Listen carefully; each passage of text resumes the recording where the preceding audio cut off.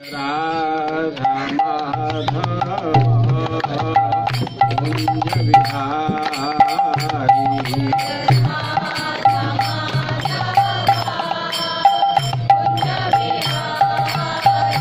जय राधा माधव कुंज बिहारी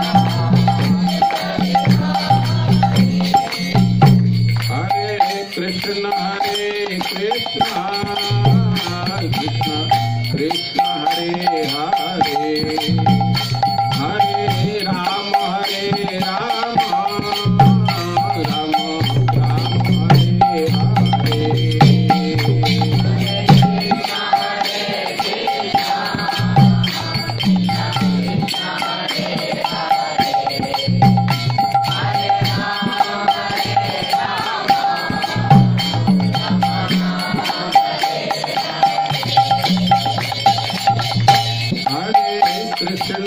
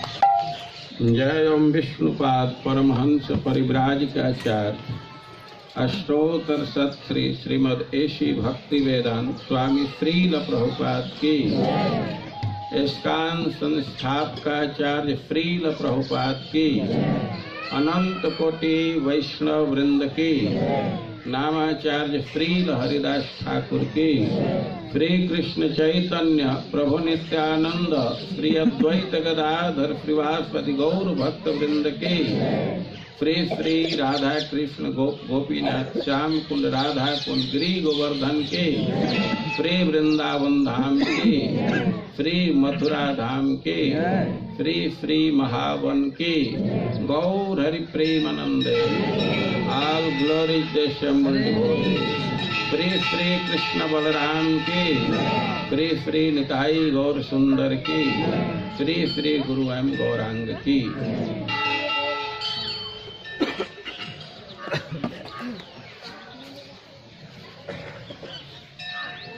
ओम अज्ञानतिमिरान्धस्य ज्ञानाञ्जनशलाकया चक्षुरुन्मीलितं येन तस्मै श्रीगुरवे नमः। हे कृष्ण करुणा सिन्धो दीनबन्धो जगत्पते, गोपेश गोपिका कांत राधा कांत नमस्तुते। तप्त कांचन गौरांगी राधे वृंदावनेश्वरी, वृषभानुसुते देवी प्रणमामि हरिप्रिय।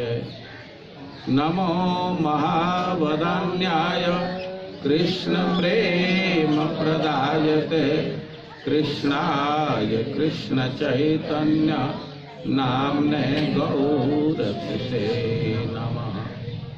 श्री चैतन्य मनोभीष्टं स्थापितं येन भूतले, सोऽयं रूपः सदा मह्यं ददाति स्वपदान्तिकम्। वाञ्छाकल्पतरुभ्यश्च कृपा सिन्धुभ्यैव च, पतितानां पावनेभ्यो वैष्णवेभ्यो नमो नमः। जय श्री कृष्ण चैतन्य प्रभो नित्यानंद, श्री अद्वैत गदाधर श्रीवासादि गौर भक्त वृंद। हरे कृष्णा कृष्णा कृष्णा हरे हरे, हरे राम राम राम हरे हरे। ओम नमो भगवते वासुदेवाय। ओम नमो भगवते वासुदेवाय। ओम नमो भगवते वासुदेवाय। ओम नमो भगवते वासुदेवाय। ओम नमो भगवते वासुदेवाय। ओम नमो भगवते वासुदेवाय। अहो मधुपुरी धन्या, अहो मधुपुरी धन्या, वैकुंठात् च गरीयसी, वैकुंठात् च गरीयसी, दिनम् एकम निवासेन, दिनमेकम निवासेन, हरौ भक्ति प्रजायते, हरौ भक्ति प्रजायते। अहो मधुपुरी धन्या, वैकुंठात् च गरीयसी, दिनमेकं निवासेन, हरौ भक्ति प्रजायते। अहो मधुपुरी धन्या, वैकुंठाच गरीयसी दिनमेकं निवासेन हरौ भक्ति प्रजायते अहो मधुपुरी धन्या वैकुंठाच गरीयसी दिनमेकं निवासेन हरौ भक्ति प्रजायते अहो आश्चर्य है, प्रसन्नता है। मधुपुरी धन्य धन्य है। मधुपुरी मथुरा मंडल वैकुंठा वैकुंठ से च भी गरीयसी श्रेष्ठ है। दिनम दिन एकम एक निवासेन निवास करने से हरौ भगवान हरि में भक्ति प्रजायते उत्पन्न हो जाती है।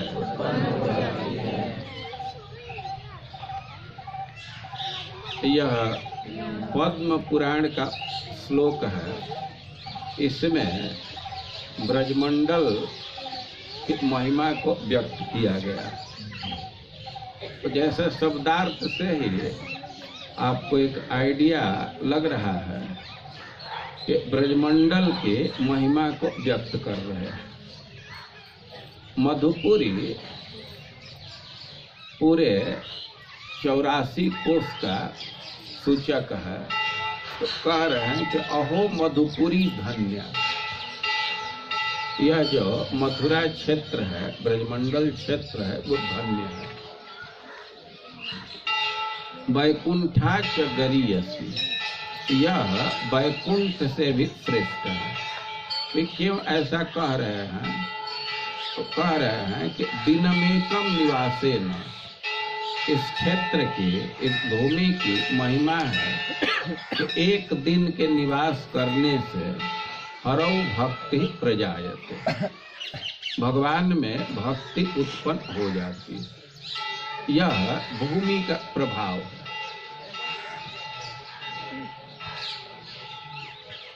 दूसरे जगह हम जाते हैं, दूसरे तीर्थ में जाते हैं, तो वहाँ का महाफल है। तीर्थ भ्रमण का सबसे बड़ा फल प्राप्त होता है कि मोक्ष की प्राप्ति हो जाती है, हमें मुक्ति मिल जाता है। लेकिन मुक्तैरपि प्रार्थ्या हरिभक्ति मथुरायां लभ्यते। लेकिन जो मुक्त पुरुष हैं, माया से मुक्त हो गए हैं, वे लोग भी भगवान की भक्ति की प्रार्थना करते हैं।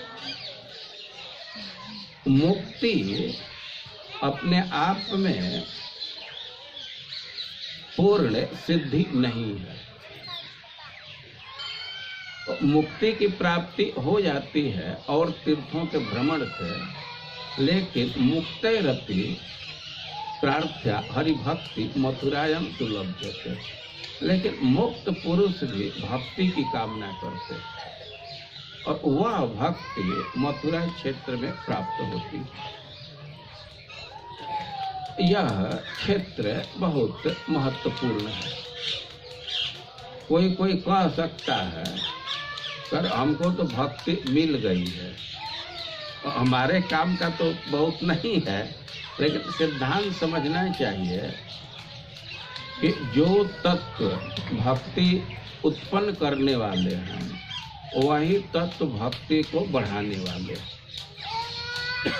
जिस व्यक्ति को भक्ति की प्राप्ति नहीं है तो इस क्षेत्र में आने से भक्ति की प्राप्ति होती है। जो पहले से भक्ति कर रहे हैं तो इस क्षेत्र के दर्शन मात्र से, स्पर्श मात्र से उसके भक्ति में वृद्धि हो जाती है। इसलिए सबके लिए ये महत्वपूर्ण क्षेत्र है, क्योंकि सानिध्यम नित्यदा हरे। इस क्षेत्र की विशेषता है कि यहाँ सदा सर्वदा भगवान का सानिध्य प्राप्त है। सानिध्य उनका सदा सर्वदा प्राप्त है, चाहे कोई समय हो। लेकिन कभी कभी भगवान यहाँ प्रकट होकर के लीला करते हैं। कभी कभी ऐसा होता है कि भगवान यहीं हैं, लेकिन हम लोग अपने आंखों से देख नहीं पाते।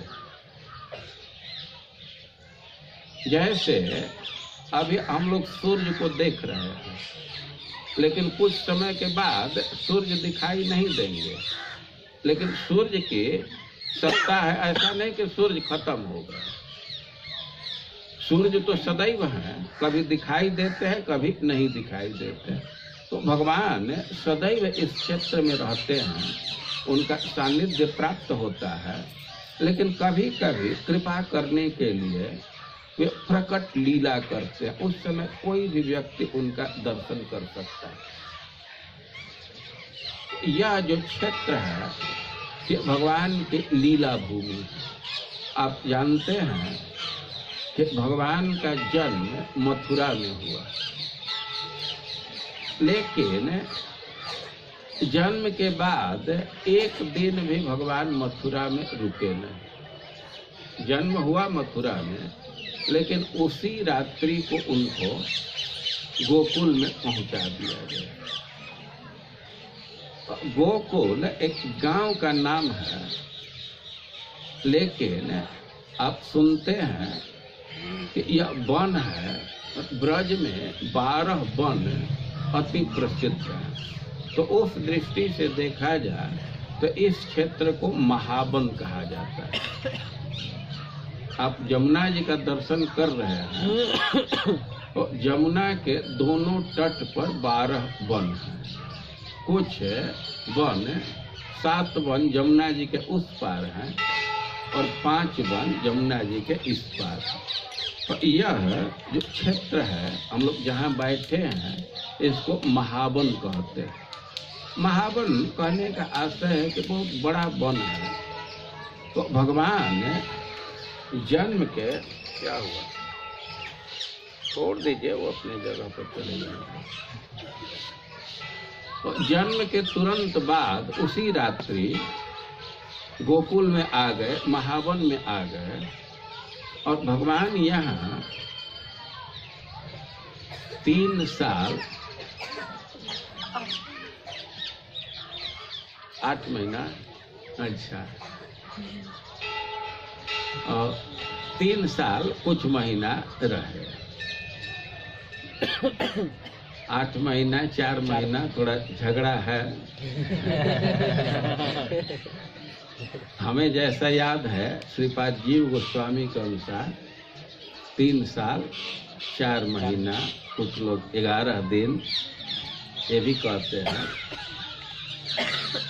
तो 3 साढ़े 3 साल तक इस क्षेत्र में निवास किए और बहुत बहुत लीला किए।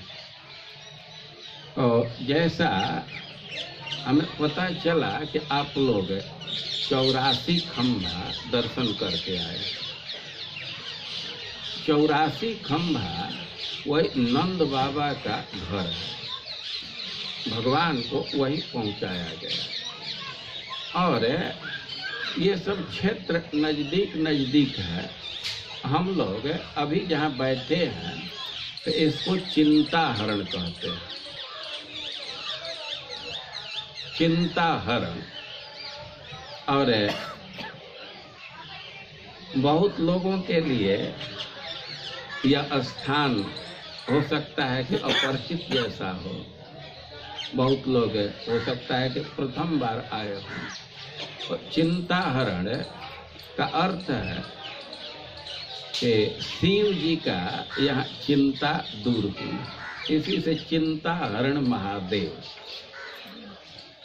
2 अर्थ में जो लोगों के चिंता को दूर करने वाले हैं, तो उनको भी चिंता हरण कहा जाता है, या जिनकी चिंता दूर हुई तो इसलिए इस स्थान को चिंता हरण कहते हैं।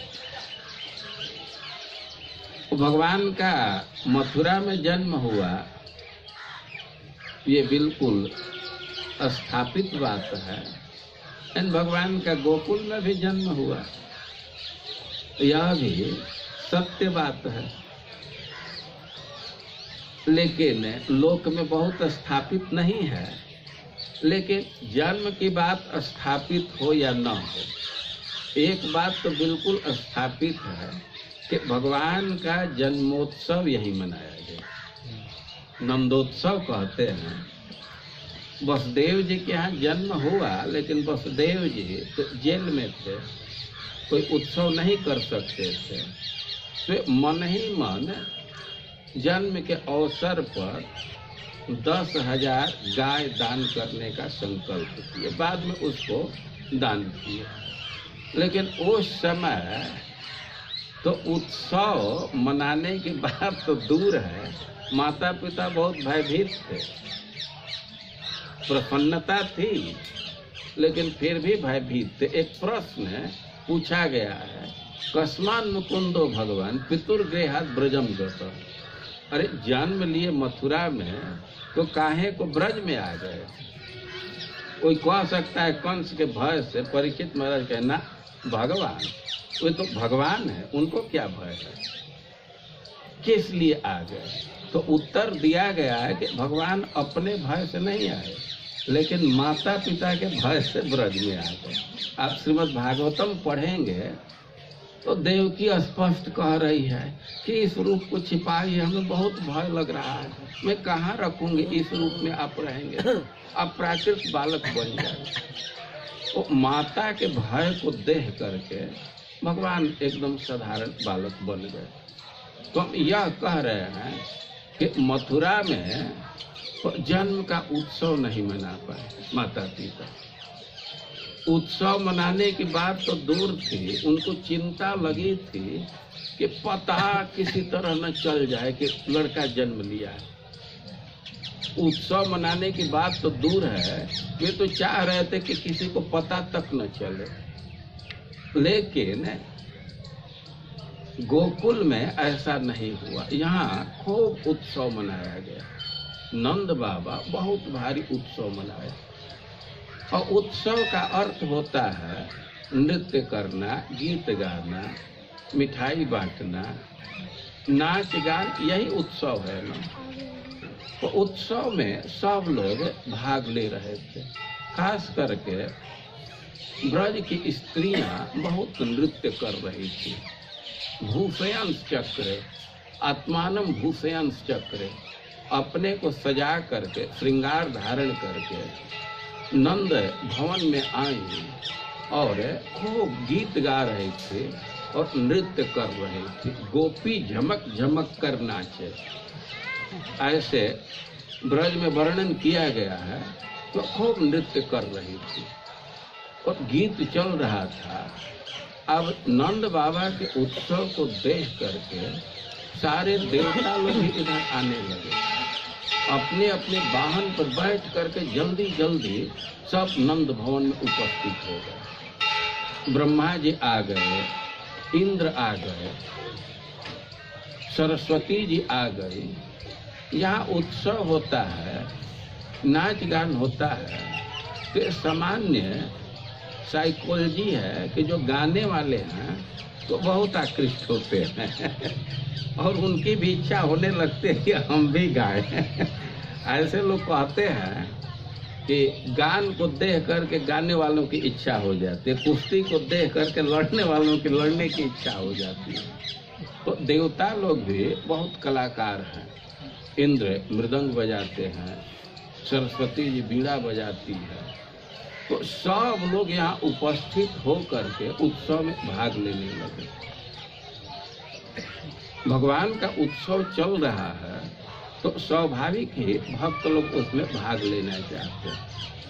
अब शिव जी को भी पता चला कि उत्सव चल रहा है, तो वे तो सबसे बड़े वैष्णव हैं, वे कैसे स्थिर रह सकते हैं? वो भी तुरंत कैलाश से यहाँ चल दिए, लेकिन अब नंद भवन के नजदीक पहुंचे और गोपियों से भरा हुआ था खचाखच खचाखच।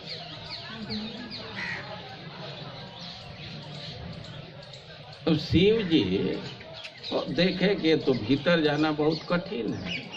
अब स्त्रियां अपने उत्साह में हैं, नाच कर रही हैं, तो उनके देह पर चढ़ करके कैसे जाए? लेकिन फिर भी आए हैं तो भगवान का दर्शन तो करना ही है। तो उनका वेशभूषा दूसरे ढंग का है, वो भी अपना डमरू बजाए और जोर से अलख निरंजन ऐसे बोले। दूसरे का ध्यान गया तो वो कहे कि एक बार में तो किसी सुना ही नहीं, इतना गान का आवाज चल रहा था कि एक बार जोर से बोले लेकिन किसी का ध्यान नहीं गया। लेकिन दोबारा और जोर लगा करके बोले और कुछ लोगों का ध्यान आया और कहे कि भिक्षा दो। अब माँ यशोदा देखी कि कोई साधु आया है, जोगी आया है, भिक्षा मांग रहा है, तो बहुत प्रसन्न थे। तो एक टोकरी में बहुत रत्न भर करके लाए और कहे कि लो बाबा भिक्षा लो। लेकिन शिव जी कहे कि ना, हमको यह भिक्षा नहीं चाहिए, हम इस भिक्षा की मांग नहीं कर रहे, हम तो लाला का दर्शन करना चाहते हैं, जिसके जन्म के अवसर पर ये उत्सव मनाया जा रहा है, तो उसका हम दर्शन करना चाहते हैं। अब यह बात सुन करके माँ यशोदा कहे कि बाबा ये रख ले, वो तो दर्शन संभव नहीं है। अरे तुम्हारा जैसा वेशभूषा है और ये सांप लटकाए, हमको डर लग रहा है, तो छोटा सा बच्चा कैसे तुम्हारा दर्शन करेगा? वो तो डर जाएगा। और माँ के हृदय में स्नेह है, अपने कष्ट सह लेती हैं, लेकिन बच्चे को किसी कष्ट से उबारने के लिए, बचाने के लिए पूरा प्रयास करती है। माँ यशोदा कही कि हमको भय लग रहा है। उसका कारण यह था कि शिव जी के गले में जो सांप थे, तो वे भी भगवान के भक्त ही हैं, शिव जी के सेवा में हैं, तो वो भी भक्त ही हैं ना। उनको भी बहुत आनंद आ रहा था उत्सव देख करके। तो भाई आनंद आएगा तो आनंद की अभिव्यक्ति तो व्यक्ति अपने स्वभाव के अनुसार ही करेगा ना। उस सांप को आनंद आ रहा था, तो सोच रहे थे कि अरे लाला का दर्शन नहीं हो तो लाला के माँ का ही थोड़ा स्पर्श कर दे। तो ऐसे वो लपक रहे थे। तो माँ यशोदा भयभीत हो जाती थी, तो ये अपना कैलकुलेशन करने लगे कि हमको भय लग रहा है, तो हमारा बच्चा तो एकदम छोटा है, देख करके डर जाएगा। लेकिन ना, ये तो कतई संभव नहीं। दूसरा चीज तुमको लेना हो ले लो, लेकिन बच्चे को सामने नहीं लाओ। अब एकदम ऐसे स्वर में कहे कि शिव जी को लगा कि अब इसको बदलना तो कठिन है। स्वर से भी पता चलता है ना। अब वे तो कहे कि अब क्या करें। और यमुना जी का तट है, इसी स्थान पर आकर के बैठ गए और बहुत भारी चिंता में पड़े कि जिस कार्य के लिए आया तो कार्य तो पूरा नहीं हुआ, कृष्ण का दर्शन नहीं हुआ, और चिंता में आकर के बैठ गए। लेकिन अब नंद भवन की स्थिति हुई कि कृष्ण बहुत रोने लगे। छोटा बच्चा रो रहा है, तो स्त्रियां गोद में उठा रही हैं, चूम रही है, आकाश में उत्तोलन कर रही हैं। जो भी बच्चे को खुश करने का टेक्निक है सब अपना रही है, लेकिन बच्चे रोते जा रहा है, रोते जा रहा है। अब इतना रो रहा था, कोई उपाय करने से चुप नहीं हो रहा था।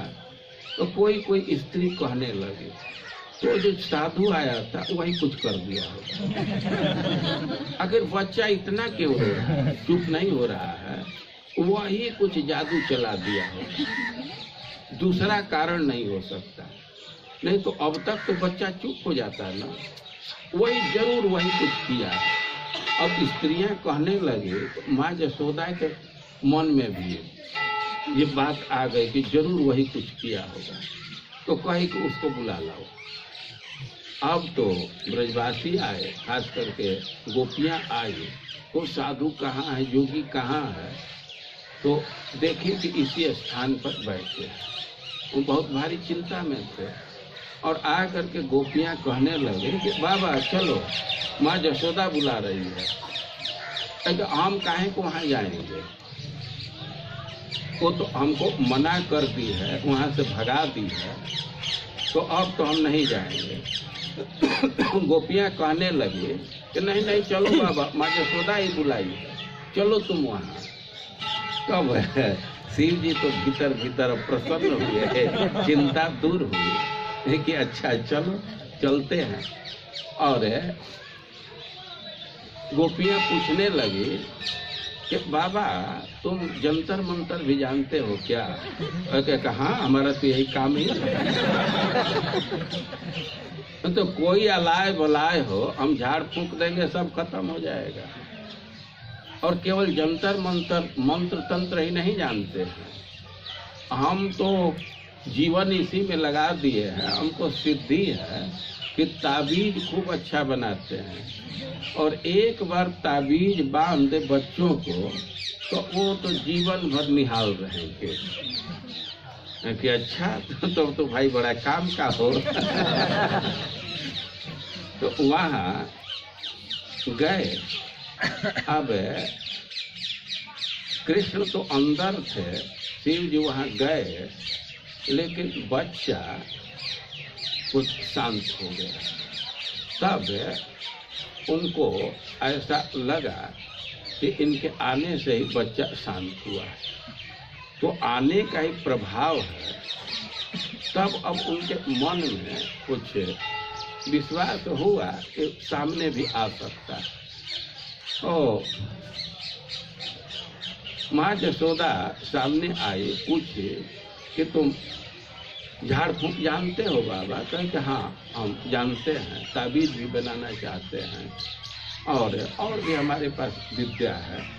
अब माँ यशोदा को थोड़ा थोड़ा विश्वास हुआ, और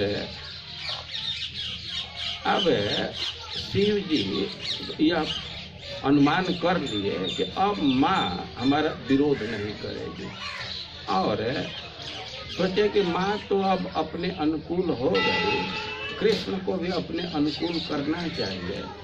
तो एक वे सिंह ने तो थोड़े देर तक स्तब्ध रहे, लेकिन वे अब हंसने लगे, बहुत प्रसन्न हो गए। तो गोपियों को विश्वास हो गया कि इसके आवाज में कुछ शक्ति है, ये बहुत प्रभावशाली व्यक्ति है। तो गोपियां बहुत प्रसन्न थी, और कृष्ण कह रहे थे कि देखो, शिव जी कह रहे थे कि देखो हम बच्चे पर भवभूत माने राख डाल देंगे तो ठीक हो जाएगा। तो इसके लिए माँ तैयार हुई और लेकर के सामने आए, और शिव जी कुछ ब्रजरज लेकर के कृष्ण के नाभि पर मस्तक पर लगाए, और शिव जी को तो अब विश्वास हो गया कि अब माँ अनुकूल हो गई है। तो एक और बात ये कहे कि देखो हमारे जटा में एक बूटी है, और बच्चा एक बार उसका स्पर्श कर लेगा तो सदा सर्वदा के लिए निरोग रहेगा, कोई रोग नहीं होगा। तो माँ तो भयभीत थी तो सांपों से, लेकिन सोची कि एक बार स्पर्श करने से ये हमारा लड़का जब निहाल हो जाएगा, खुशहाल रहेगा, तो वो भी करा देते हैं। तो कह रहे थे कि वो तो भय करेगा सांप है। शिव जी कहे कि नहीं, ऊपर तुम रखो, उसका चरण ही हमारे वो जटा में जो बूटे चरण को छुआ दो, उससे भी असर आएगा। ऐसे शिव जी को भगवान के चरण का स्पर्श मिला। तो जब उनको दर्शन से मना कर दिया गया था तो इसी स्थान पर आकर के बैठे थे, बहुत चिंता में थे। यही स्थान उनके चिंता को दूर किया।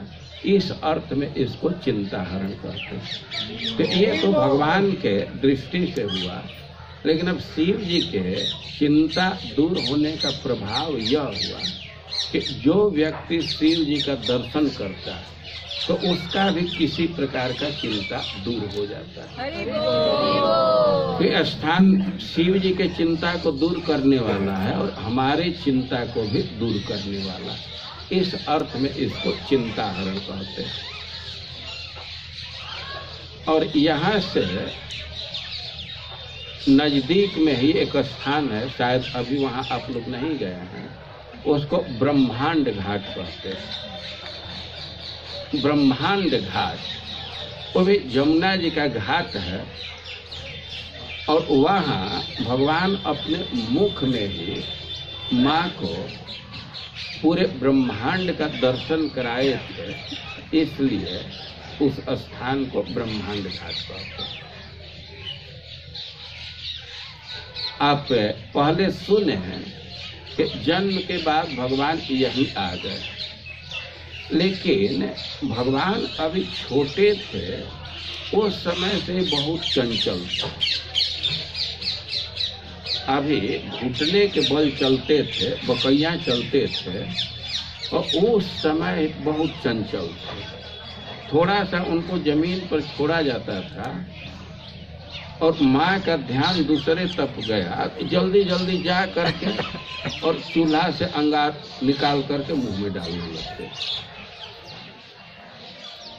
पलखत पाते ही थोड़ा सा ध्यान दूसरे तरफ गया और जल्दी जल्दी जा करके कोई पांसुल है, पांसुल में चाकू कहिए, चाकू पांसुल में थोड़ा अंतर होता है, सब्जी काटने के लिए जो यंत्र है, तो पांसुल को उठा करके मुख में डाल देते। कहीं कहीं बगल में कुत्ते बैठे हैं और जा करके कुत्ते के मुंह में अपना हाथ डाल देते। बहुत चंचल थे। अब इसको देख करके वो माँ को बहुत चिंता होती थी। कभी कभी तो चिंता के मारे वे ऐसे बोल देते थे, हे भगवान, ऐसा पुत्र शत्रु को भी मत दो। इतना ये चंचल है, थोड़ा भी चैन से नहीं रहने देता। उनका बैलेंस खत्म हो जाता था चांचल्य को देख करके। और अब थोड़ा और उम्र बढ़ा तो ऐसा ऐसा काम करते थे कि अब गोपियां बड़ा विस्मय में पड़ जाती थी। अभी छोटे हैं और बछड़े बैठे हैं तो दो हाथ से दो बछड़े का पूंछ पकड़ लिए, एक हाथ से एक बछड़े का, दूसरे हाथ से दूसरे बछड़े का। अब तो पूंछ पकड़ते ही बछड़ा खड़े हो जाते थे और खड़ा हो करके वो भागना चाहते हैं। तो कभी कभी तो भागते थे तो कृष्ण को अब इतनी बुद्धि नहीं है कि हम बछड़े का पूंछ छोड़ दें, तो ठठिरा रहे हैं, अब घुसते हुए जा रहे हैं और रोने लगते थे। कभी कभी बछड़े दो दिशा में जाते थे, ये दोनों को पकड़े हैं और हाथ टाइट होता है, रो रहे हैं। गोपियां देख करके बहुत हंसती थी कि कैसा लड़का है, अरे इसको छोड़ देना चाहिए। अब थोड़ा सा और सयाने हुए तो अब तो बहुत उत्पात करने लगे। जा करके मक्खन चुरा लेते थे और बर्तन को फोड़ देते थे। जो छोटे छोटे बच्चे थे सोए हुए हैं, उनको चुटी काट करके भाग जाते थे। और कई के प्रकार के आज के शब्द में शैतानी करते थे। अब गोपियां आकर के माँ यशोदा से उलाहना देती थी। एक चीज है ध्यान रखना चाहिए कि कृष्ण पर रंज हो करके गोपियां उलाहना नहीं देती, लेकिन माँ यशोदा के सामने जब कृष्ण के खिलाफ बोलती थी तो कृष्ण थोड़ा संकोच में पड़ जाते थे, मुंह नीचे कर देते थे। और उस समय कृष्ण की शोभा बहुत आकर्षक होती थी और श्रीमद् भागवतम के शब्द के अनुसार विलोकनीय थी। अब गोपियों के कृष्ण के उस मुद्रा को देखने में बहुत आनंद आता था और कृष्ण के वैसे मुद्रा को देखने के लिए वो रोज रोज आ करके माँ यशोदा के यहाँ कुछ न कुछ अब शिकायत करती थी। तो आकर के कहती थी वत्सान मुंचते क्वचित असमय, अरे तुम्हारा ये जो लड़का है ना तो बछड़े को खोल देता है। माँ यशोदा कहते हैं तो इसमें क्या गलती करता है? अरे बछड़ा खोल देता है तो तुम लोगों का ही तो काम करता है। गोपिया कहते हैं ना ना, असमय, समय पर नहीं। जब गाय दूहने का समय होता है तो उस समय तो एक आदमी की जरूरत होती है। अब आप लोगों को तो ये सब अनुभव नहीं है। अब गायों की संख्या अधिक है, बछड़े दूर है, तो लोग पुकारते हैं, वहाँ जाने में समय लगता है तो कोई वहीं से खोल देता है तो सुविधा हो जाती है। तो माँ यशोदा कहते तो क्या गलती करता है, तुम लोगों का सहयोग ही तो कर रहा है ना, कुछ असमय, समय पर नहीं खोलता। हम लोग अभी घर पर हैं नहीं, तो गाय आई तभी खोल देता है, तो उस समय खोल देगा तो सब तो दूध बछड़े पी जाएंगे। तो ये आकर के शिकायत करती थी। और माँ यशोदा कहेंगे भी लड़का है कुछ गलती कर देता है तो उसको डांट देना चाहिए। और गोपियाँ कहती हैं कि अरे हम लोग डांटते हैं तो तर्क करने लगते हैं, बछड़े को खोल देते हैं और दूध पी जाता है, तो कहने पर कि तुम ऐसा क्यों किया तो कहता है तो क्या क्षति किया, ये बछड़े तुम लोग बांधी हो, भोजन नहीं दे रही हो, क्या मैं दूध पी गया, तुम्हारा बछड़ा ही पिया है ना, मैं क्या गलती की है। और तर्क की बात नहीं। अब उनको क्रोध करने से वो हंसने लगता है। हम लोग तो खूब डांटती है और उसका कुछ असर नहीं जाता है, वो हंसने लगता है। तो अब हम लोग डांट करके क्या करेंगे? वो करेंगे। और मान लीजिए कि बछड़े को खोलता है तो एक बात तो हुई, वो मक्खन ले करके बंदरों को खिलाता है, बंदरों को फेंकता है। और कहे कि तो तुमको ऊंचे स्थान पर रखना चाहिए जहाँ लड़का है प्राप्त नहीं। अरे कोई न कोई उपाय लगा लेता है, कल्पना कर लेता है, कोई टेबल ला करके, कुर्सी ला करके बच्चों को ऐसे गोला खड़ा करके उनके कंधे पर चढ़ करके। तो माँ यशोदा कहते तो कुछ बुद्धि होनी चाहिए ना, कुछ छिपा करके रखो, कई एक मटकों में रखो, कैसे हो जाएगा। हम लोग कोई भी उपाय करती हैं। कभी कभी गोपियाँ जो मक्खन का मटका है तो उसको बीच में रख देती थी, नीचे भी खाली, ऊपर भी खाली, बीच में। तो वो कह रही हैं कि बच्चा है लेकिन ज्ञान इसको है, ये समझ जाता है कि किसमें दही है। वैसे भी कुछ चिकनाहट से भी पता चल जाता है, और कि ऐसे करने पर तो और बर्बाद करता है, नीचे से डंडा से फोड़ देता है। भाई इसको पता चल जाता है कि किसमें दही या मक्खन है। तो ऐसे गोपियां आ करके बहुत बहुत शिकायत करती थी। माँ यशोदा को पुत्र के प्रति कोई क्रोध नहीं आता था, कितना वो शिकायत करे। तो कहते थे जाओ क्या हो गया, लड़का ही है ना, एक दिन कर दिया तो क्या हो गया। लेकिन उनके मन में यह विचार आने लगा, अध्ययन करने लगे कि यह प्रवीण कि क्यों बच्चा ऐसा करता है। तो उनके मन में आया कि आखिर वो दूर चला जाता है, दूसरे बच्चों के साथ जाता है, तो बच्चों के रंग में ऐसा ऐसा शैतानी करने लगता है, तो अच्छा होगा कि इसको हम बच्चों के साथ न जाने दें। तो वो अब कहे, बलराम जी आए, बलराम जी के कहे कि देखो इस आंगन के बाहर नहीं जाना है, तुम लोगों को खेलना है, खेलने से हम नहीं मना करते हैं, लेकिन आंगन के भीतर ही खेलना है। तो माँ जब आदेश दे दी तो कृष्ण बलराम अब गले पर हाथ रखे आंगन में खेलने लगे। लेकिन बाहर है कृष्ण बलराम नहीं आए, तो दूसरे जो सखा थे तो वे अब कृष्ण बलराम को खोजते हुए उसी आंगन में आ गए और सब मिल करके खेलने लगे। अब माँ देखे कि आंगन में खेल रहे हैं तो थोड़ा सा निश्चिंत हो गई कि आंगन में खेल रहे हैं।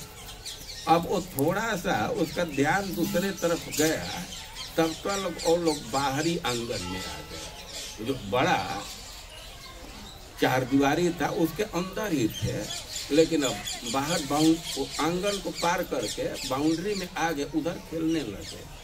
तो अब सीमित समय था, तो लड़के खेल प्रारंभ किए कि हम लोग घर बनाएंगे। आज भी ये बच्चों में देखा जाता है, जुट जाते हैं धूल इकट्ठा करके और वे घर बनाने लगते हैं। तो बच्चे कहे कि हम लोग घर बनाते हैं, सब लोग घर बनाने लगे। तो घर बनाने का जो जो टेक्निक है, हम लोग तो प्राय ऐसे जुटा करके उसमें पैर को रखते थे और पैर निकाल करके इस टेक्निक से कि वो धूल वैसे ही टिका रह जाए। तो घर की आकृति हो जाने पर बच्चे प्रसन्न हो जाते हैं। वो सब बच्चे कर रहे थे, कृष्ण भी कर रहे थे, लेकिन दूसरे बच्चे घर बनाने में सफल हो गए। लेकिन कृष्ण कई एक बार प्रयास कर रहे हैं और जेब पैर निकालते हैं धूल तो बिखर जाता है। अब इसको देख करके बच्चे ताली बजाने लगे, इसको नहीं आ रहा है। कृष्ण बड़ा उदास हो गया, सबको सफलता मिल रही है, हम असफल हो रहे हैं। कई एक बार प्रयास किए लेकिन उनको सफलता नहीं मिली और बच्चे खूब हंसी उड़ा रहे हैं। अब कृष्ण इतने निराशा में हुए, पहले तो कई एक बार प्रयास की, सफलता नहीं मिली तो निराश हो गए और ऐसे अब धूल मुट्ठी में लिए और मुंह में उसको डाल दिए। मुंह में डाले तो दूसरे बच्चे देख लिए, कहे कि ये क्या कर रहे हो, क्या कर रहे हो। और फिर वे एक मुट्ठी डाल दिए। तो वे बच्चे कहने लगे कि हम लोग माँ यशोदा से कहें। तो भगवान धूल को मुख में डाल रहे। अब एक प्रश्न हो सकता है कि भगवान क्यों ऐसा कर रहे हैं, और इस पर भक्तों ने विचार किया। एक विचार है कि भगवान अपने सखाओं का प्रेम देख करके अब ऐसा विचार करने लगे कि हम तो बोले हैं, हम प्रतिज्ञा किए हैं कि ये यथा माम प्रपद्यन्ते तांस तथैव भजामि। भगवान की घोषणा है कि जो जैसे हमारा भक्ति करता है तो उसी रूप में हम प्रत्युत्तर देते हैं। लेकिन जब भगवान ब्रज में आ गए तो उन ऐसा अनुभव करने लगे कि ना, दुनिया में हमारी बात सही हो सकती है लेकिन ये ब्रज में सही बात नहीं। ब्रजवासी जितना हमसे प्रेम कर रहे हैं हम उतना प्रेम नहीं करते।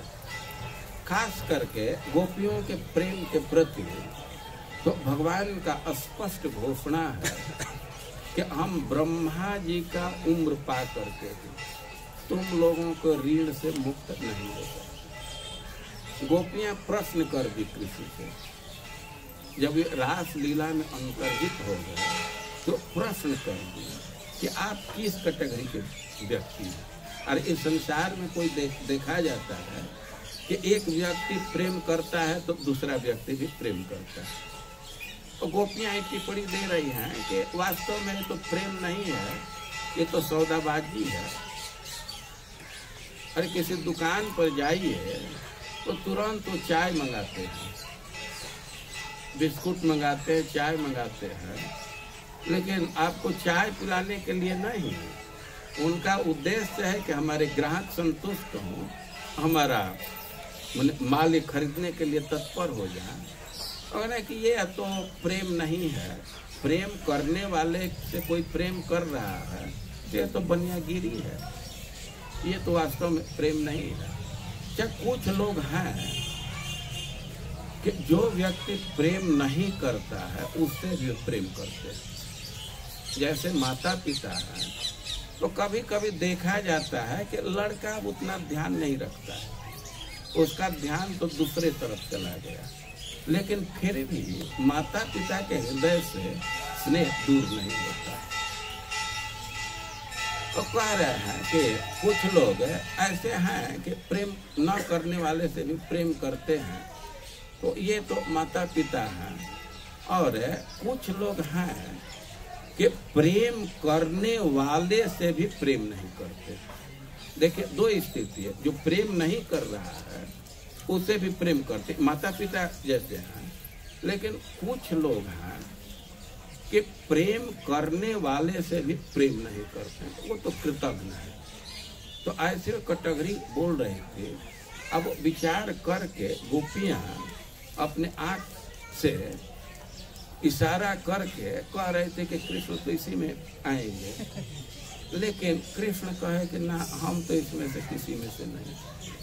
वे कहे कि हम तो छिप करके आपके प्रेम के आलाप को सुन ही रहा था, हम तो उदासीन नहीं हैं। और उदासीन होने की बात तो दूर है, हमारी तो स्थिति यह है कि ब्रह्मा हिसाब की, तो ब्रह्मा का उम्र ले करके भी तुम्हारे ऋण से हम लोग पूरी नहीं हो सकते। तुम तो अपने साधुता से हमको ऋण से मुक्त कर दो। तो भगवान की घोषणा है, भगवान ऐसा अनुभव करते हैं कि ब्रजवासियों के प्रेम का बदला हम नहीं दे सकते। तो भगवान जब ब्रज में आकर के बाल रूप से लीला करने लगे तो उनको अनुभव होने लगा कि हमारी जो घोषणा है दुनिया में तो सत्य है, लेकिन ये ब्रज में बिल्कुल असत्य है। तो मानो अपने झूठे वचन के लिए, जिस मुख ने झूठा वचन बोला उसमें धूल झोंक रहे हैं। बेकार का हम ऐसा बोल दिए। और दूसरे भक्तों का विचार है कि भगवान लीला कर रहे थे तो जो बड़े बड़े देवता हैं उन देवताओं के मन में स्प्रिया होने लगी कि भगवान जिस रज में खेल रहे हैं तो थोड़ा हम लोग भी उसका स्वाद लेते।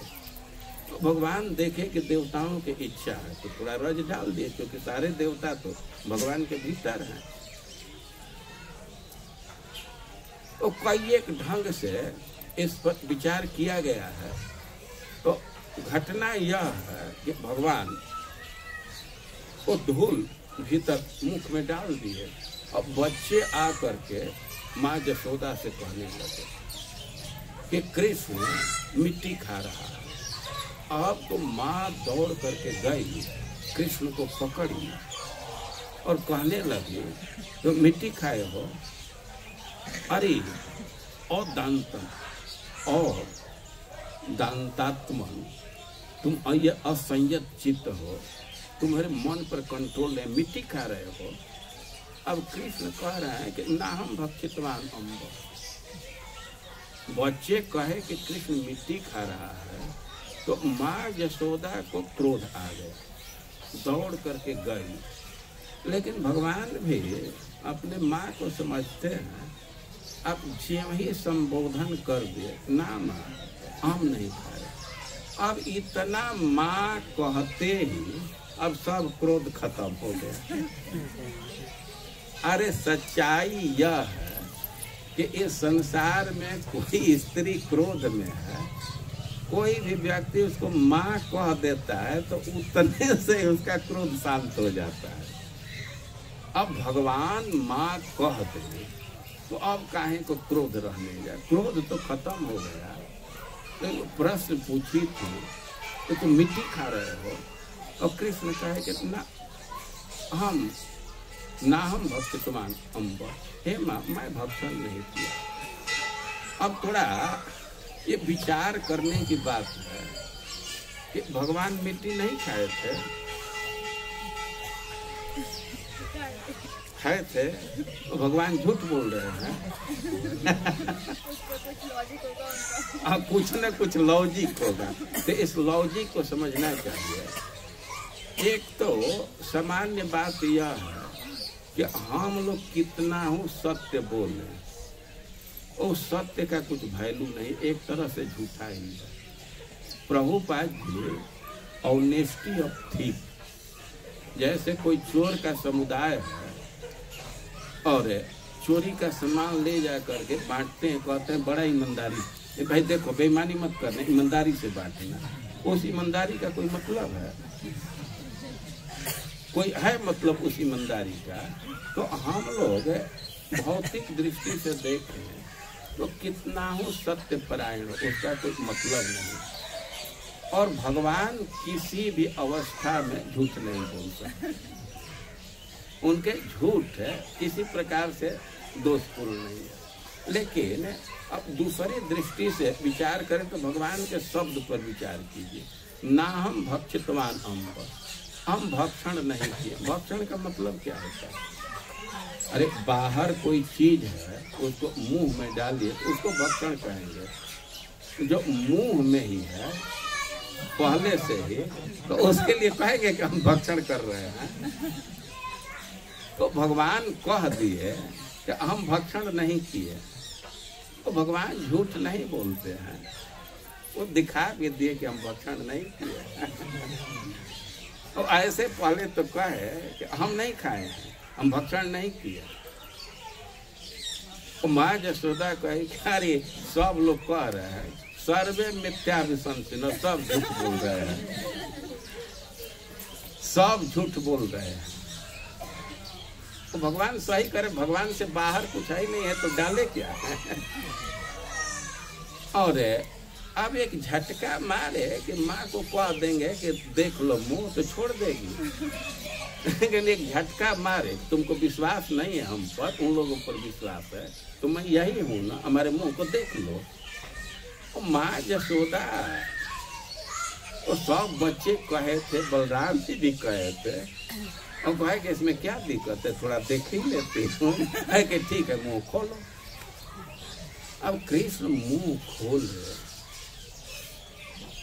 तो माँ यशोदा देख रही है कि सारे समुद्र, सारे द्वीप, जो बड़े बड़े वृक्ष हैं, शामली इत्यादि, वो सब इसके मुख में दिख रहे हैं। अब तो उसका होश ही उड़ गया कि मैं क्या देख रहा हूँ। सब नदी, समुद्र, देवता और सृष्टि के जो भी अवयव हैं, महत्त्व, इंद्रिय, गुण, सब में देख रही है। अब वो तो सीरियल जैसा देखते रही। अब तो भूल गई कि क्या वो प्रश्न की थी और क्या डांट रहे थे, वो सब खत्म। अब उधर की देख रही है, और तब तक देखते देखते एक दृश्य आ गया कि सारा भूमंडल इसी में है, इसी में मथुरा मंडल भी है, इसी में नंद का भवन भी है, इसी में कृष्ण खड़ा है, यशोदा हाथ पकड़ी है। और तो यह देख करके उसका होश ही उड़ गया, ये मैं क्या देख रहा हूँ। अब वो डांट डपट तो दूर हो गया, अब अपने पर चिंता हुई कि कोई सपना देख रही हूँ क्या, लेकिन मैं तो जगी हूँ, सपना कैसे हो सकता है। वो तो इतना अनुभव कर रहे थे कि मैं तो जगी हूँ, तो सपना नहीं हो सकता है। अब वो विचार करने लगे तो कोई माया फैला दिया क्या, कोई असुर माया फैला दिए, या उसको चिंता लगी कि हमारे बच्चे में तो ऐसा कुछ गुण नहीं है, कोई गुण नहीं है, हो क्या गया। अब उसकी इतना चिंता बढ़ गई कि भगवान की शरणागति स्वीकार की। कहने लगे कि जिसके माया के चलते व्यक्ति किसी को पति मानता है, किसी को पुत्र मानता है, अपना पराया का भावना करता है। हे भगवान, हम आपकी शरण में, आप रक्षा कीजिए। उसको संशय होने लगा, विचार कर रही है कि सपना तो हो नहीं सकता, हम तो एकदम जगी हुई हैं। तो गर्गाचार्य जी कहे कि नारायण समो गए, उनको थोड़ा थोड़ा संशय होने लगा कि कोई सिद्धि है हमारे बच्चे का क्या, क्यों ये सब दृश्य कैसे आ गया। उसको संशय होने लगा कि हमारे बच्चे में कुछ गुण लग रहा है। और खास करके अब फिलॉसफी देने लगी कि भगवान के माया के चलते किसी को वे पुत्र मानता है, किसी को पति मानता, उसी के शरण में है। और भगवान भी थोड़ा भयभीत हो गए कि कहीं माया में पड़ करके इसका पुत्र भावना न खत्म हो जाए। तो तुरंत भगवान वैष्णवी माया उत्पन्न कर दी और फिर अब सब चीज भूल गया माँ यशोदा का, और बच्चे को गोद में उठा करके फिर लालन पालन करने लगे। तो यह लीला यहाँ से थोड़े दूरी पर ब्रह्मांड घाट पर हुआ था। तो मुख्य माँ खोलने को कही, भगवान खोले और उसी में सारा ब्रह्मांड दिखा दिए थे, इसलिए उस स्थान को ब्रह्मांड घाट कहते। उखल बंधन पर आप लोग गए थे, लेकिन समय तो रमण रेती, रमण रेती, रेत बालू है और रमण मतलब विहार करना, खेलना। देखिए, गायों का स्वभाव है घास चरती है दूर दूर जा करके, जहाँ थोड़ा कीचड़ है उसमें भी प्रवेश करके घास चरेगी, कंटक है उधर भी जा करके घास चरेगी, लेकिन पेट भर जाता है तो आकर के एक स्थान पर बैठती है। तो जो स्थान सूखा होता है तो वहाँ वे बैठना पसंद करती है।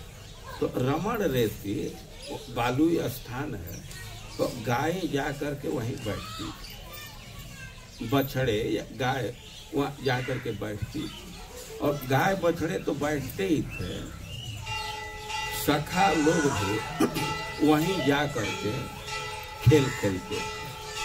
और खेल में खास करके वे बहुत लौटते थे, एक दूसरे के ऊपर धूल छिड़कते थे। तो उसी रेत में रमण करते थे, विहार करते थे, इसलिए उसको रमण रेती कहा जाता है। वैसे इस विषय में एक कथा भी है। तो दुर्वासा जी एक बार देखे कि कृष्ण सखाओं के साथ धूल में लिप रहे हैं, तो उनको संशय हो गया। तो भगवान उनका संशय दूर किए, जैसे माँ को ब्रह्मांड का दर्शन कराए, वैसे उनको बहुत बहुत चीज दर्शन कराए। और कुल मिला करके रमण रेती का अर्थ है कि भगवान वहाँ रेत में ही विहार करते थे, लौटते थे। तो बहुत पवित्र स्थान है, भगवान उसमें लेटे हैं। और इसलिए जो व्यक्ति आज भी वहाँ लेटता है, उस रज को मस्तक पर धारण करता है, शरीर में लगाता है, तो स्वाभाविक ही उसके शरीर के पाप ताप सब दूर हो जाते हैं, व्यक्ति पवित्र हो जाता है। तो भगवान के लेटने का, खेलने का वो स्थान है, इसलिए उसको रमण रेती कहते हैं। और जितना समय हमको दिया गया था वो समय पूरा हो गया।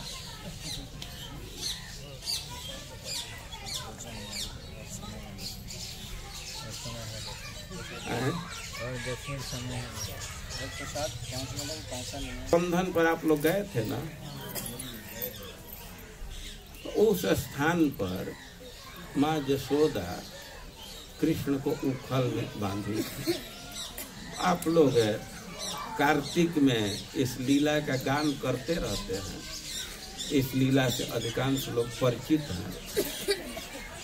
लेकिन सिद्धांत समझना चाहिए, जैसे पहले वर्णन किया गया कि कृष्ण बहुत चंचल थे, चूल्हा से अंगार को उठा करके मुंह में डाल देते थे, पहसुल को मुंह में डालते थे। तो कहीं मिठाई मिल जाए तो छोड़ेंगे। तो ब्रज में परंपरा थी कि इंद्र की पूजा की जाती थी। दीपावली के दूसरे दिन प्रतिपदा को इंद्र की पूजा की जाती थी। वो बहुत दिन से परंपरा आ रही थी, ब्रजवासी बहुत उत्साह के साथ इंद्र की पूजा करते थे। लेकिन इंद्र की पूजा एक स्थान पर जाकर के करते थे। इंद्र ध्वज आज भी स्थान है, राधा कुंड के साइड में कहीं है। तो पूजा का समय आ गया तो ब्रजवासी अब पूजा के तैयारी में लग गए, सब सामान जुटाने लगे। और ये हुआ कि वहाँ चल करके मिठाई बनाएंगे, इंद्र की पूजा करेंगे। लेकिन कुछ ब्रजवासी कहने लगे कि भाई वहाँ हम चलेंगे, देवता के लिए पकवान बनाएंगे और ये बच्चा साथ में जाएगा तो जूठा किए बिना नहीं रहेगा। अब तो कितना हो इसको ध्यान रखने पर मुंह में डाल ही देता है। तो अब साधारण चीज है तो दूसरी बात है, देवता का जो भोग है और बच्चा जूठा कर देगा तो कैसे भोग लगेगा। तो ये बहुत भारी समस्या आ गई। माँ यशोदा कही कि ऐसा करते हैं कि आप लोग चल करके सामग्री तैयार कीजिए और कृष्ण को ले करके मैं यहीं रहती हूँ। जब सब पकवान तैयार हो जाएगा उसको डब्बा में बंद कर दिया जाएगा, इसके बाद मैं लेकर के इसको आऊंगी। समझ रहे हैं समस्या ना। और कृष्ण इंद्र के पूजा के सामग्री को, भोग को जूठा न कर दें, इसके भय से कृष्ण को यहाँ रखा गया। और अधिकांश ब्रजवासी पूजा के तैयारी में चले गए। अब माँ यशोदा के मन में पहले से ही चिंता थी कि कृष्ण पर इतना कंप्लेन क्यों आ रहा है। आखिर कुछ तो कारण होगा कि दूसरे के घर का मक्खन खाता है, क्यों खाता है। उसके मन में इच्छा थी कि हम खूब अच्छा मक्खन निकाल करके दे।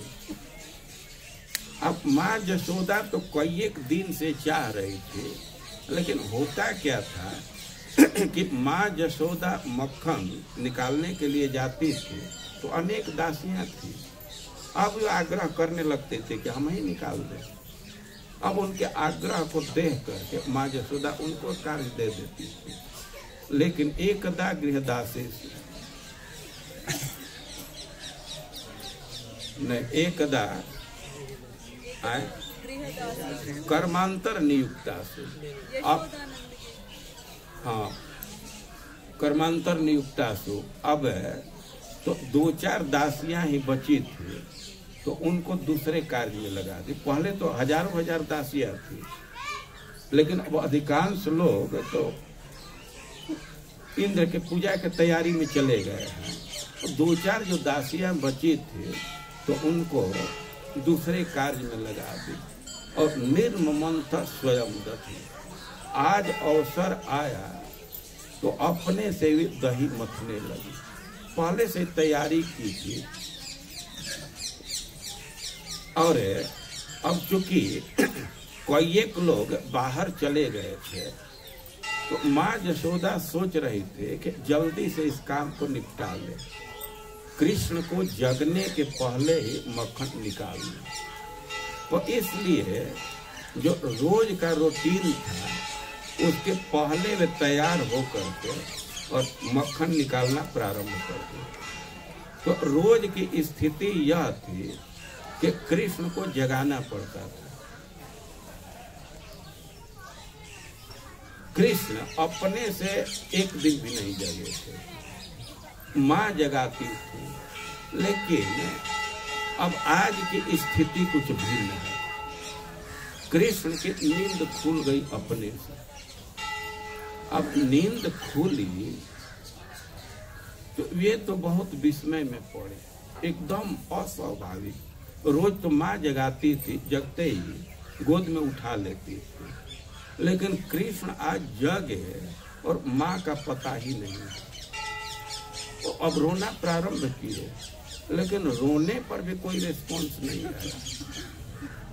तो वे अब विचार करने लगे और आवाज पहचान लीजिए माता का, क्योंकि माँ दधी मंथन कर रही थी तो गीत गा रही थी और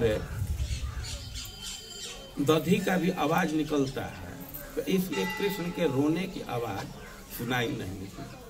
तो अब कृष्ण के लिए उस घाट से उतरना भी थोड़ा कठिन कार्य था, लेकिन फिर भी जैसे तैसे करके शरीर धीरे धीरे लटका करके और उतर गए तो आवाज का अनुसरण करते हुए और आवाज को फॉलो करते हुए वहां तक पहुंच गए। अब कृष्ण को आते हुए देखी माता यशोदा, लेकिन अब एकदम फाइनल स्टेज पर था मक्खन निकालना, तो सोचे कि इसको पूरा करके ही उसको गोद में उठाती। अब एकदम निकलने वाला था तो सोचे कि पूरा करके ही अब उठाऊं, लेकिन कृष्ण को इतना भी धैर्य नहीं। वे आ करके मथानी को पकड़ लिए।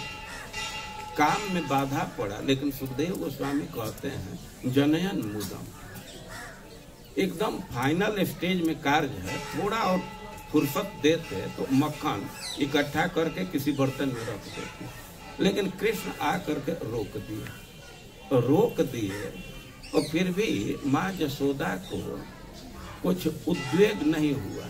सुखदेव गोस्वामी कहते हैं कि जनयन हुआ, माँ यशोदा को प्रसन्नता हुई, काम रुक रहा है फिर भी प्रसन्नता है, इस अर्थ में कि माँ के मन में विचार आने लगा कि कितना बुद्धिमान है, लड़का है, लेकिन इसको बुद्धि को देखिए, जानता है कि क्या पकड़ने से काम रुकेगा। और माँ यशोदा थोड़ा जोर भी लगाई, लेकिन और पकड़े थे तो माँ यशोदा यह भी अनुभव कर रही है कि इसके शरीर में शक्ति है, मतलब बच्चा स्वस्थ है। तो बच्चे के शक्ति पर और बुद्धि पर विचार करके वे प्रसन्न ही हुई और कृष्ण धीरे धीरे पकड़े उसको, एक पैर मटके पर रखे और माँ के अब गोद में चढ़ने का प्रयास किए। जब इतना कृष्ण किए तो अब माँ का धैर्य कहाँ, अब काम जब होगा वो छोड़ करके और कृष्ण को गोद में ले करके दूध पिलाने लगे। तो अब कृष्ण तो खूब प्रेम से दूध पीने लगे। अब कृष्ण जितने दूध प्रेम से पी रहे हैं उतने ही माँ के स्तन से दूध झरते जा रहा है। अब इस दृश्य को देख करके जो बगल में अंगीठी पर दूध रखा गया था, अब उसके मन में विचार आने लगा कि अब तो कृष्ण माँ के स्तन के दूध से ही तृप्त हो जाएंगे, तो अब हमारा पान तो करेंगे नहीं, तो हमारा जीवन तो बेकार जाएगा। हम इतना तप किए, तप रहे हैं, और कृष्ण यदि पान नहीं करेंगे तो हमारे तपस्या का मतलब क्या है। और उसके मन में विचार आया कि अब कृष्ण ही हमारा उपयोग नहीं करेंगे तो जीवन का कोई मतलब नहीं, इससे तो अच्छा है कि आत्मदाह कर लिया जाए। तो इससे भावना से दूध में उफान आ गया कि आत्मदाह कर ले। अब माँ के मन में विचार आया कि अपने स्तन का दूध तो अपने अधिकार में है, यदि वो दूध बर्बाद हो जाता है तो फिर हम कैसे मक्खन निकालेंगे। तो कृष्ण को छोड़ करके, हटा करके, कृष्ण को पसंद नहीं था लेकिन हटा करके जल्दी से गई कि दूध को बचा ले। अब कृष्ण दूध पी रहे हैं और उनको हटा करके माँ जा रहे। संजात कोप, कृष्ण को बहुत क्रोध आ गया कि दूध के बराबर भी हमारा बहन नहीं कर रही है, दूध बचाने के लिए हमारा त्याग कर रही है। तो उनको क्रोध आ गया। अब क्रोध आया तो अब वहाँ देखे कि वहीं दधी मथ रही थी। अब क्रोध के मारे एक शिला पुत्र लोढ़ा उठाए और उसी से उस मटके को फोड़ दिया। कुछ भक्तों का कथन है कि लोढ़ा से नहीं फोड़े थे। दक्षिण भारत के एक भक्त हैं, भगवान के लीला लिखे हैं, तो मंदिर में बैठ करके लिखते थे गुलबाई में। तो वो जब लिखने लगे कि लोढ़ा से मटका को फोड़े, तो भगवान आकर के कहे कि ना ना, हम लोढ़ा से नहीं फोड़े थे, वो मथानी से ही फोड़े थे। तो जो हो, एक विचार के अनुसार लोढ़ा से फोड़ दिए, एक विचार के अनुसार मथानी से ही मार दिए, फूट गया मटका। अब दही नीचे बहने लगा, दही बहने लगा, वो कृष्ण अनुभव कर लिए कि तो गलती हो गई। तो हम गलती कर दी और रियलाइज करने लगे। अब संकोच में करे, अब भागना चाहिए।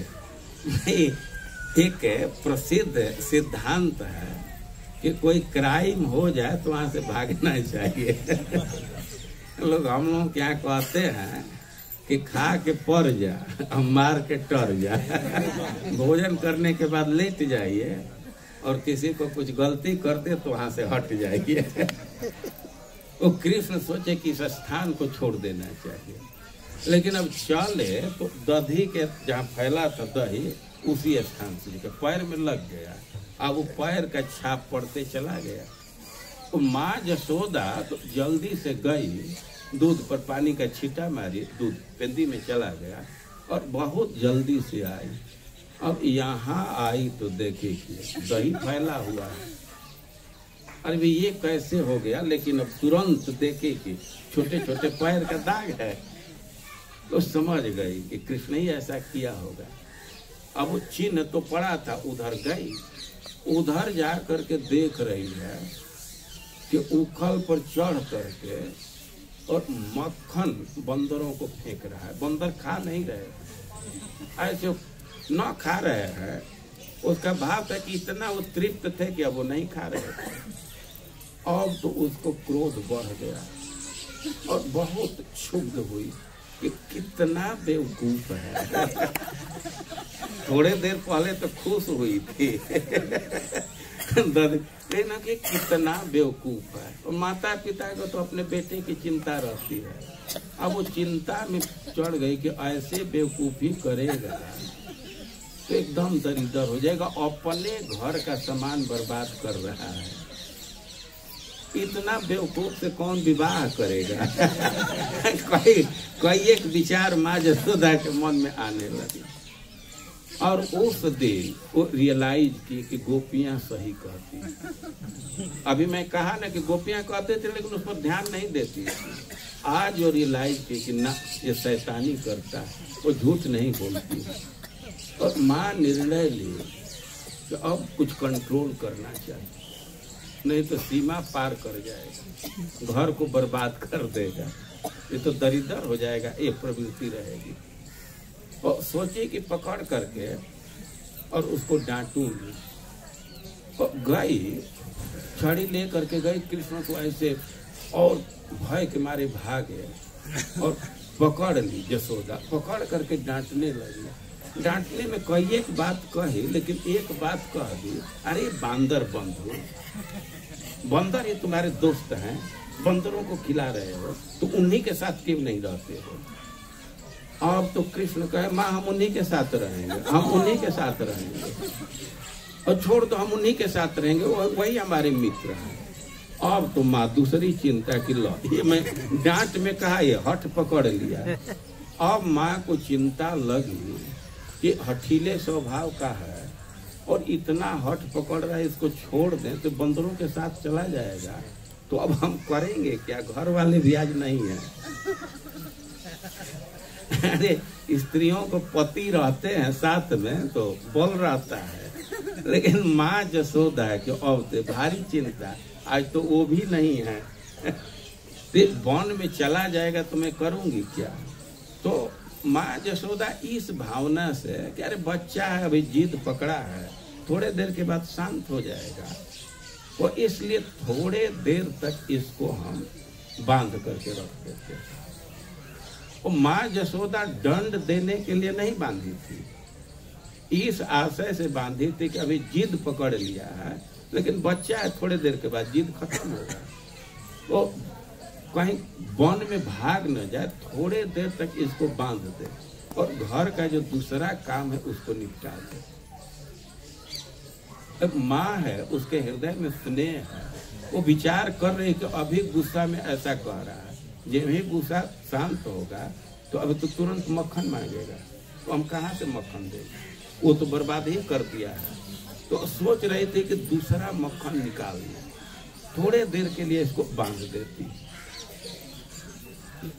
अब इसलिए वे बांध करके चली गई। अब उखल में बांध दी।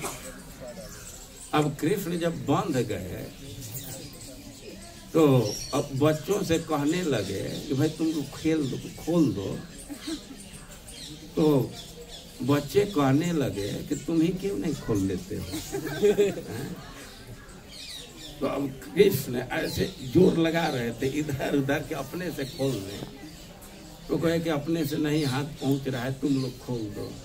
तो बच्चे कह रहे हैं कि हाँ हम लोग खोले और माँ हम लोग को भी बांध देगी, तो तुम अपने से खोलो।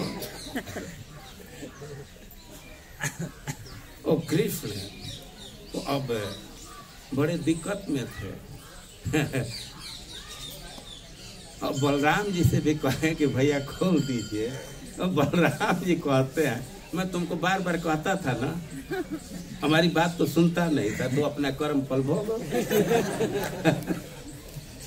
मैं कहता था ना कि गलती मत करो, लेकिन बलराम जी कृष्ण से तो ऐसे कह दिए। लेकिन बड़े भाई हैं, स्नेह तो मर ही रहा था, तो माँ से जा करके सोचे कि माँ को कह दे कि खोल दे। तो अब दूसरे शैली में जा करके कहने लगे, माँ कृष्ण को क्यों बांधी हो? माँ कहो गलती किया, बांधी हो। अगर तुम कृष्ण को जानती नहीं हो कौन है?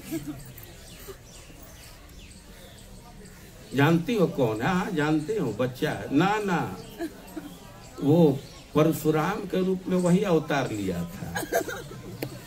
वो 3 डेग से सारे भूमंडल को वही नापा था और समुद्र पर सेतु वही बांधा था। वो भगवान का अवतार है, कोई एक बार अवतार लिया। महा यशोदा अवतार है, वही कृष्ण ही अवतार है। और तुम क्या हो?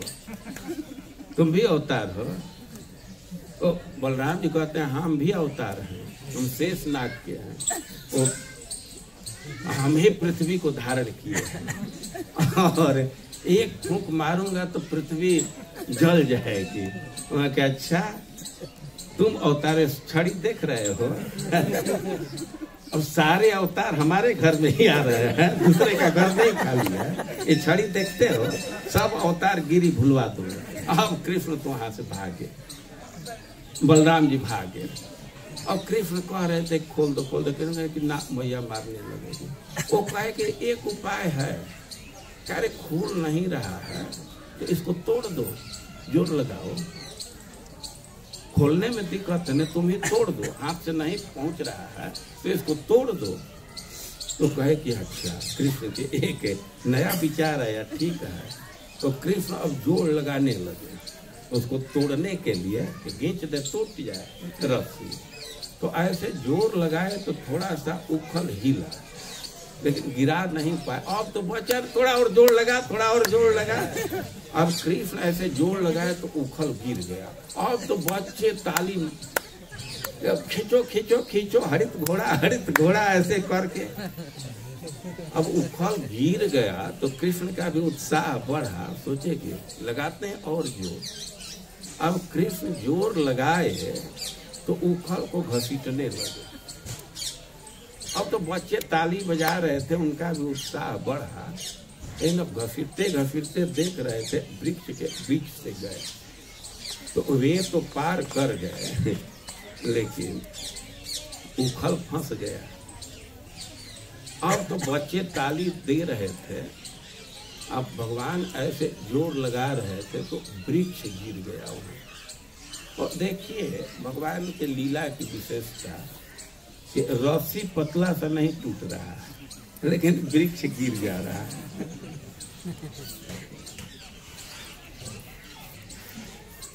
क्या अच्छा ठीक है। तो ऐसे भगवान यहाँ उखल में बांधे गए जमलार्जुन का उद्धार किए। तो भगवान ने कई एक लीला यहाँ की, लेकिन जब वृक्ष गिर गया और बच्चे के ऊपर ही गिरा, संजोग से बच्चे का कुछ क्षति नहीं हुआ, तब ब्रजवासियों का खास करके उपनंद महाराज का धैर्य खत्म हो गया। बहुत संकट आ रहा। तो इसके बाद वे लोग वृंदावन में गए। तो महावन में कई एक लीलाएं हैं, उन स्थानों का आप लोग दर्शन कर रहे हैं। वास्तव में जीवन का सबसे बड़ा लाभ यही है। कार्तिक महीना में आए हैं और इसका बहुत महत्व है। तो और भी आगे आप लोगों का जैसा प्रोग्राम है उसके अनुसार दर्शन प्रारंभ जारी रखिए, जैसे प्रोग्राम हो उसके अनुसार आप लोग करेंगे। हरे कृष्ण।